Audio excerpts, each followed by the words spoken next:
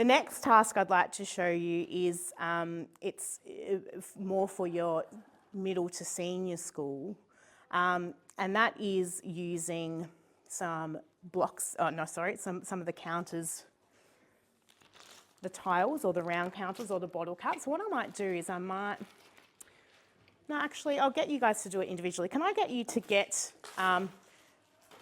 like 2 handfuls of the bottle caps or the round counters or the tiles out into the middle of your table?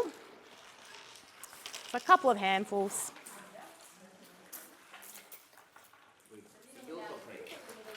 Let's do it for the 4 of you, so for a group of 4, yeah. Let's improvise. Pardon? Yeah, so do you want to do it with this one? Yeah, sure. Yeah.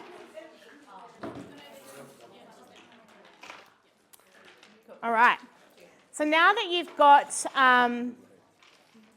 2 or 3 handfuls of bottle caps in the middle, just by looking without talking, what I would like you to do, so without talking, just by looking, I would like you to share them evenly across the 4 of you. So you would be sharing them into quarters.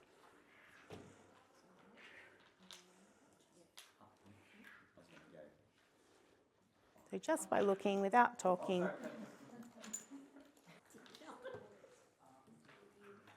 So I can see some people just estimated, but then I could see some people couldn't help themselves and did the counting and the sharing, which is great. And it doesn't matter how you do it. And with the kids, don't give them the rules. Don't tell them that they don't have to count. Some of them will automatically want to count, some won't. Some will just want to do it by eye. So this is a really good lesson to teach fractions. It's a really good lesson to teach division as well. So you could straight away go, we've now shared them into groups of 4, so then you're talking about division, but you could also go, we've shared them into quarters. So Ryan has 1/4 of the group, so then Ryan might go, how many have I got? And then how many have we got all together? Okay. Then I would go, now can you share them into thirds?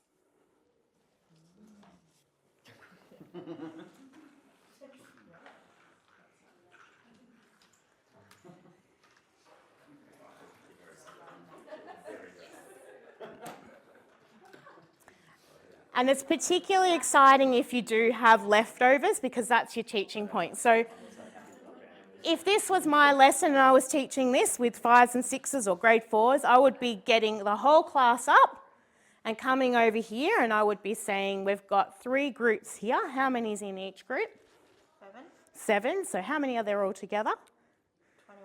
21. 21s. So we've got 7 is 1/3, but we've got 1 left over here. So we're talking about the remainder of 1 as well. You can also do that with division. Okay, so it's a perfect lesson for both.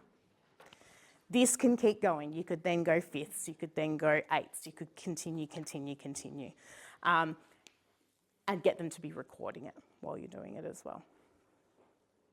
Such a powerful way too, because some of these students have difficulty with that fraction collection. Yep. You can do the whole Yep. Even averages, so teaching averages this way. So if you have a group of 4, like before you put them into quarters, it's a really good way to teach averages. The average of the group is this many. Yeah, perfect for averages. Averages, I find, is one of the hardest concepts to understand, but we're already teaching it. I think you're right. Like if you did have, like you had your button one before, and you could even average that out by literally borrowing from one and putting it into the next column, and that's not something you can do mathematically. It's not something you actually have to add them all together, divided by the first number you thought. Oh wait, no, the number of that is such a difficult concept if you didn't grasp it early on. So to actually physically manipulate that.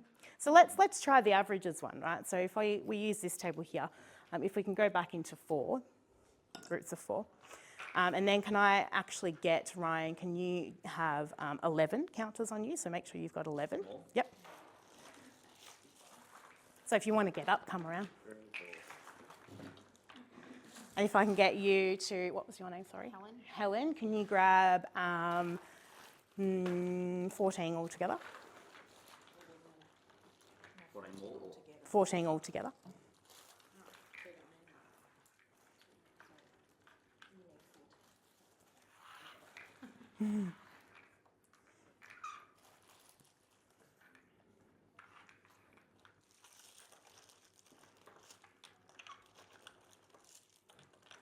And we might leave you here and I might get you to get another 8.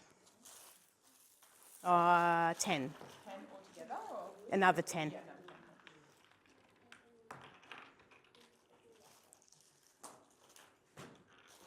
no. Okay, so this is a really good one, particularly to get them to, without talking.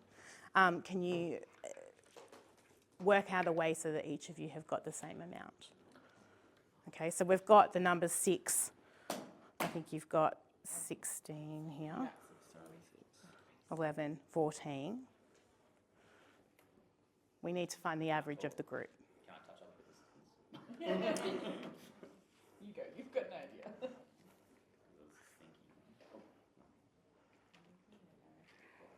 Yeah, so obviously somebody needs extras.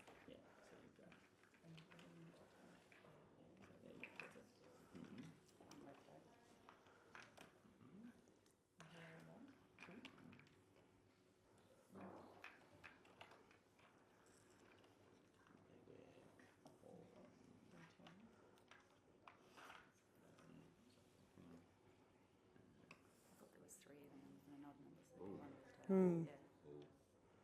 All right.